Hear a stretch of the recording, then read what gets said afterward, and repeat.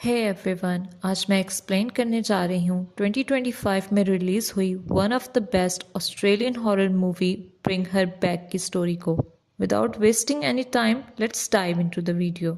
Movie के starting scene में हमें अजीब क्रूज किस्म के रिचुअल्स देखने को मिलते हैं, जहां सोल को मूव करने की बात हो रही थी। फिर कई औरतों को अजीब चीज़ें करते हुए रिकॉर्ड किया जा रहा था।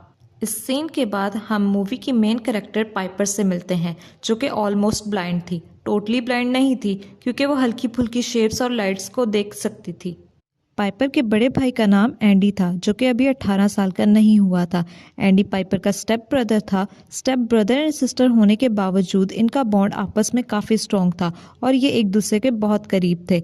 एक दिन अचानक एंडी के फादर की एक्सीडेंटली बाथरूम में गिरने से मौत हो जाती है, जिससे एंडी और पाइपर ऑर्फन्स हो जाते हैं। अब क्योंकि इनकी उम्र 18 साल से कम थी, इसलिए वेंडी नेम की औरत, जो कि चाइल्ड सपोर्ट से थी, जो कि बच्चों के लिए फॉस्टर पेरेंट्स अरेंज करते हैं ना, वही पाइपर और वेंडी को लॉरेन नाम की औरत के साथ रहने के लिए असाइन करती है। लॉरेन पहले इसी ऑफिस में एज अ काउंसलर काम करती थी और इसीलिए वेंडी को पूरा भरोसा था कि लॉरेन इनका ख्याल अच्छे से रखेगी।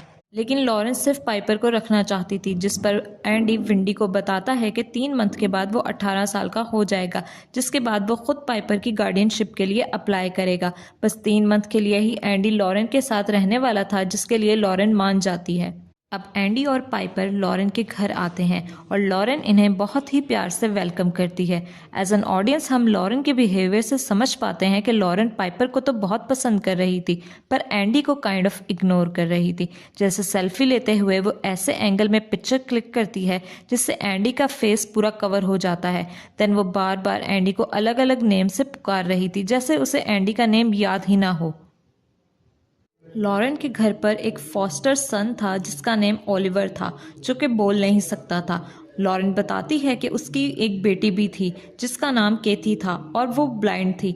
एक्सीडेंटली घर के ही पूल में केथी की मौत हुई थी और उसी इंसिडेंट के बाद से ओलिवर सिलेक्टिवली म्यूट हो गया था। नेक्स्ट पाइपर और एंडी को अपना अपना रूम मिलता है। तभी लॉरेन एंडी से कुछ बातें करने लग जाती है। जब एंडी बातों के दौरान थोड़ा डिस्ट्रैक्ट होता है तो लॉरेन चुपके से एंडी के फ़ोन से उसके मैसेजेस पढ़ने लगती है, जो कि बहुत ही वियर्ड बात थी। इस बात पर जब एंडी रिएक्ट करता है तो लॉरेन ऐसे रिएक्ट करती है जैसे एंडी उस पर हमला कर रहा है, बट एंडी तो सिर्फ अपना फ़ोन वापस मांग रहा था। हम लॉरेन को पाइपर पे भी नज़र रखते हुए देखते हैं और ओलिवर भी बहुत ही क्रीपी बिहेव कर रहा था।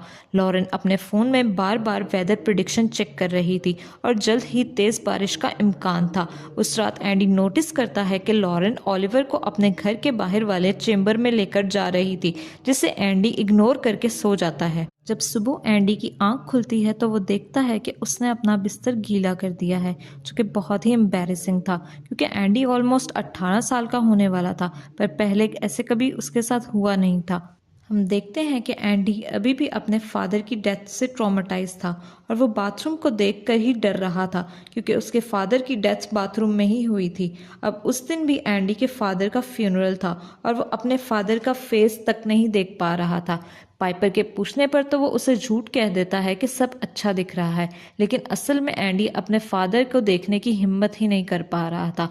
अब यहाँ पर लॉरेन एक और अजीब हरकत करती है, वो ये कि वो चुपके से एंडी के फादर के सर के बाल काट कर रख लेती है और वो एंडी पर भी प्रेशर डालती है कि वो एंडी अपने फादर को देखे और उन्हें लास्ट गुड बाय किस दे।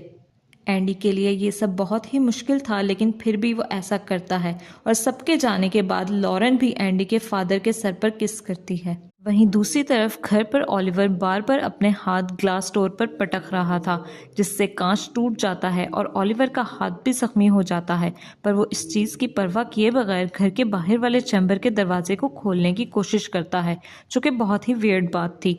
अब लॉरेन घर आती है और वो एंडी और पाइपर के साथ थोड़ा पार्टी वाला माहौल बनाती है, ताकि वो अपने फादर की डेथ के गम को भूल सकें। वो खूब डांस करते हैं, बियर कंज्यूम करते हैं और एक पॉइंट पर एंडी और लॉरेन आपस में बातें शेयर करने लगते हैं, जहां लॉरेन बताती है कि वो अब भी अपनी बेटी के चले जाने के गम को भुला नहीं पाई। वो अपनी बेटी के मुंह से एक और बार मॉम सुनने के लिए कुछ भी कर सकती है। एंडी शेयर करता है कि उसके फादर उसे मारा पीटा करते थे। वो उसे बाथरूम में ले जाकर शॉवर चलाकर पीटा करते थे ताकि किसी को उसकी आवाज़ ना जाए, लेकिन वो पाइपर से बहुत प्यार करते थे।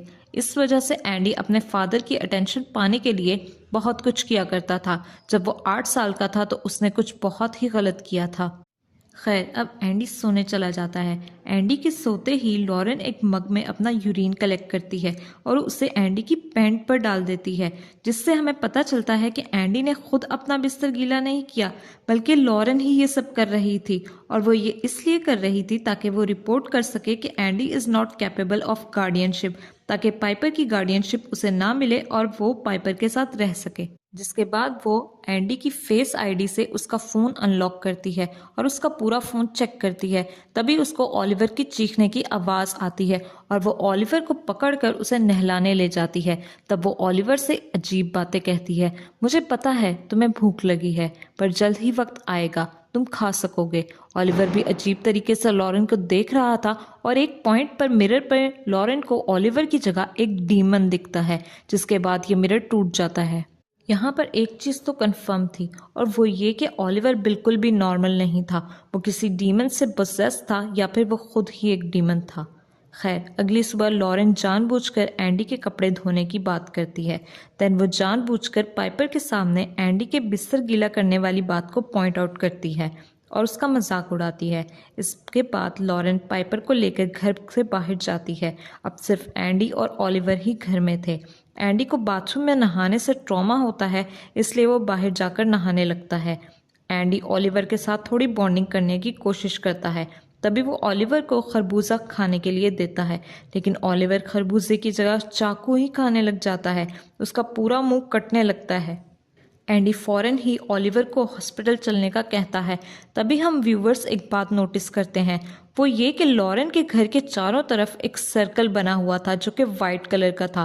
अब जैसे ही एंडी ओलिवर को इस सर्कल के बाहर लेकर जाने लगता है, ओलिवर अजीब तरीके से रेजिस्ट करते हुए चिल्लाता है और इससे पहले कि एंडी उसे उस सर्कल एरिया से बाहर लेकर जाता, लॉरेन और पाइपर वापस आ चुकी थी।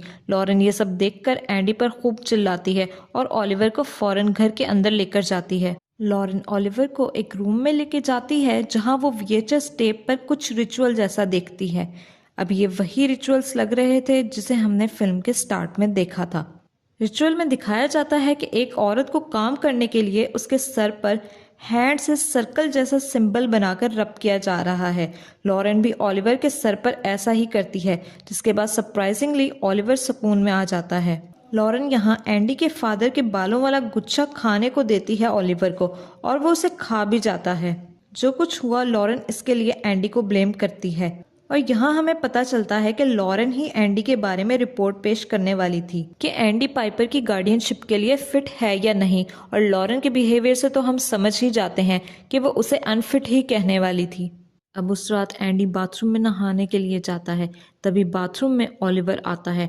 एंडी को ओलिवर की जगह उसके फादर दिखते हैं, शोरली, जिन्हें वो हेलुसिनेट कर रहा था क्योंकि उसे बाथरूम से ट्रॉमा था, और उसके फादर कहते हैं कि वो बारिश में मारी जाएगी, जिसे सुनकर एंडी घबरा जाता है और बाथरूम में ही गिर जाता है, जिससे उसके सर पे चोट आती है और वो बेहोश हो जाता है। नेक्स्ट सीन में एंडी हॉस्पिटल में था जब उसे होश आता है और वो अपने साथ लॉरेन को देखता है।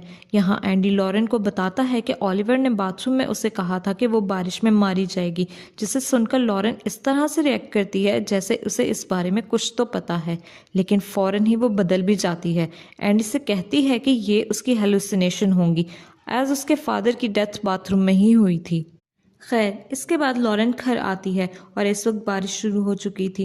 वो बहुत खुश होती है और पाइपर के साथ डांस करती है। वो पाइपर को अपनी बेटी केथी के कपड़े भी पहनाती है।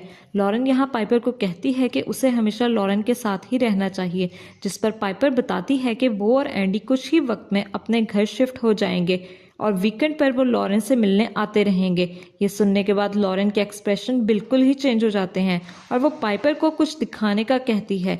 लॉरेन उसे घर के बाहर वाले चेम्बर में ले जाती है जहां फ्रीजर में वो उसे कुछ दिखाती है। शॉकिंगली वहां और कुछ नहीं बल्कि लॉरेन की बेटी केथी की लाश थी, जिसे लॉरेन ने अब तक प्रिजर्व करके रखा था।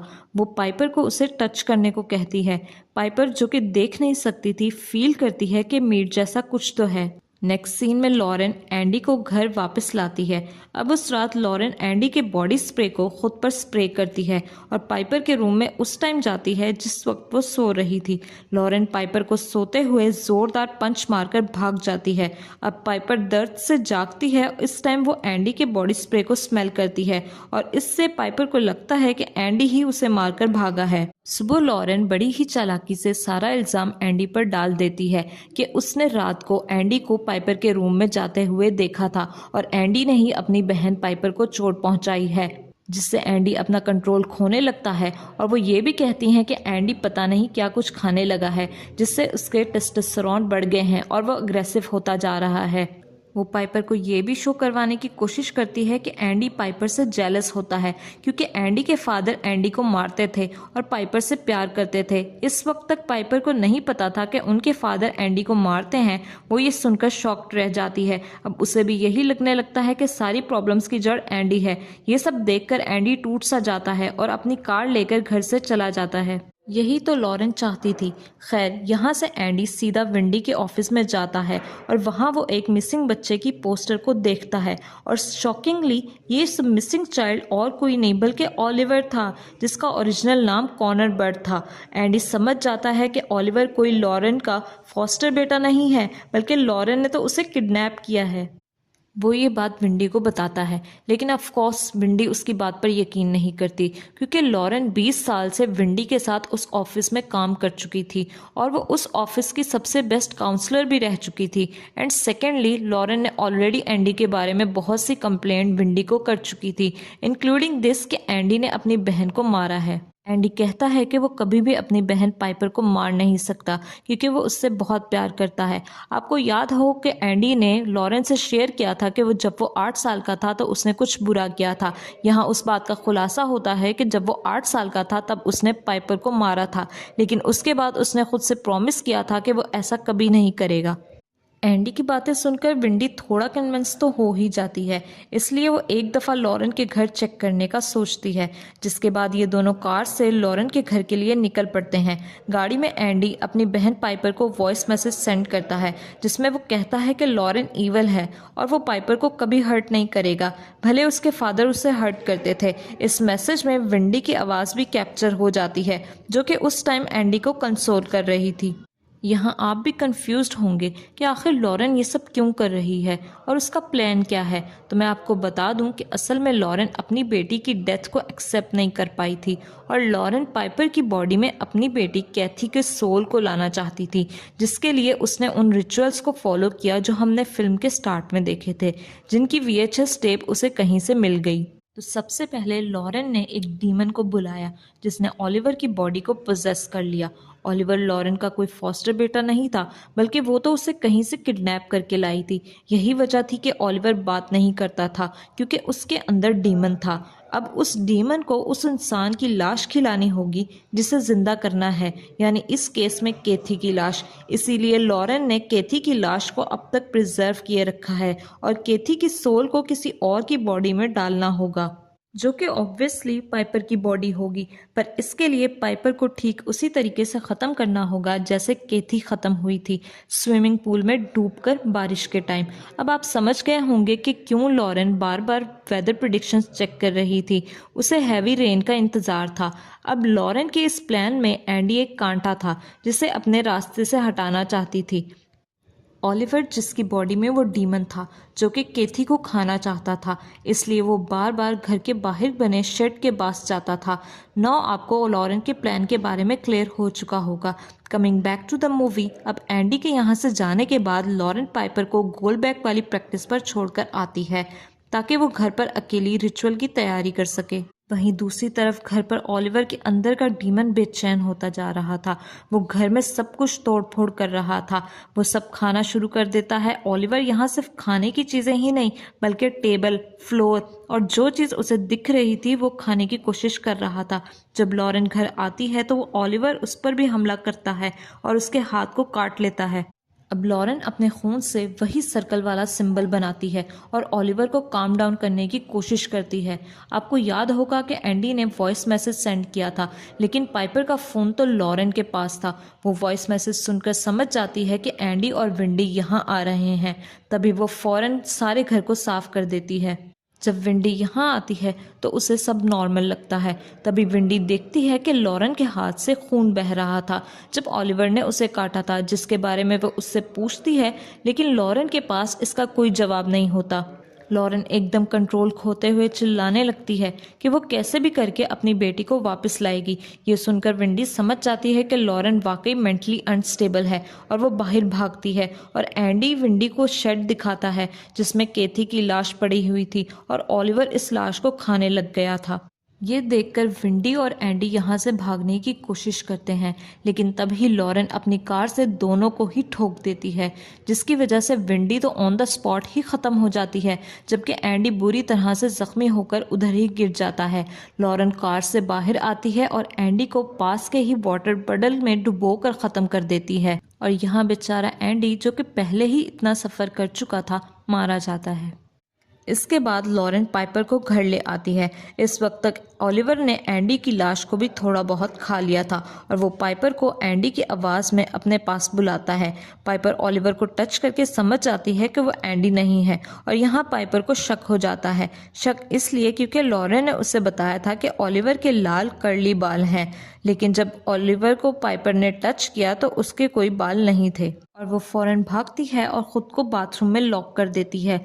लॉरेन चिल्लाकर पाइपर को बाहर बुलाती है, लेकिन वो बाहर नहीं जाती। तभी पाइपर फील करती है कि बाथरूम में एंडी की लाश है। इस टाइम पाइपर पूरी तरह टूट जाती है और अब तक लॉरेन भी किसी तरह बाथरूम में आ चुकी थी। इस पॉइंट पर लॉरेन फाइनली अपना प्लान बताती है और वो क्लियरली कह देती है कि वो पाइपर को डुबोकर ख़त्म करना चाहती है। ये सुनकर पाइपर भागने की कोशिश करती है, पर कुछ ना देख पाने की वजह से वो दीवार से टकराकर बेहोश हो जाती है। इसके बाद लॉरेन पाइपर को घसीटकर पूल में लेकर जाती है और उसे डुबाने की कोशिश करती है। डूबते हुए पाइपर को होश आता है और वो किसी तरह पानी में ऊपर आती है और मम चिल्लाती है और ये लफ्ज़ सुनकर लॉरेन को लगता है कि पाइपर उसे ही मॉम बोल रही है और इस मोमेंट पर लॉरेन फ्रीज हो जाती है। उसके अंदर की ममता जागती है और उसे रियलाइज़ होता है कि वो कितना गलत कर रही थी। इसी टाइम इस बात का फ़ायदा उठाते हुए पाइपर किसी तरह पूल से निकलती है और गिरती पड़ती वहाँ से भागती है। लॉरेन गिल्ट में अपनी बेटी की आधी खाई हुई लाश को पूल में लाती है। दूसरी तरफ ओलिवर भी पाइपर के पीछे भागता है और रोड पर एक कपल पाइपर को रेस्क्यू करते हैं और ओलिवर घर के अराउंड उस वाइट सर्कल से बाहर चला जाता है। ऐसा शायद इसलिए क्योंकि ओलिवर के अंदर का इंसान शायद उस डीमन से जीत जाता है। अब वो कपल पुलिस को इन्फॉर्म कर देते हैं और पुलिस वहां आती है। पुलिस यहाँ ओलिवर, जिसका असली नाम कॉनर बर्ड था, उसे रेस्क्यू करती है, जो कि जख्मी था, लेकिन अब वो डीमन से आज़ाद हो चुका था। जिसके बाद पुलिस लॉरेन के घर जाती है, जहाँ लॉरेन अपनी बेटी की आधी खाई हुई लाश को पूल में लेकर बैठी होती है। पुलिस लॉरेन को घेर लेती है और फिल्म यहाँ ख़त्म हो जाती है। ये थी ब्रिंग हर बैक मूवी की एक्सप्लेनेशन।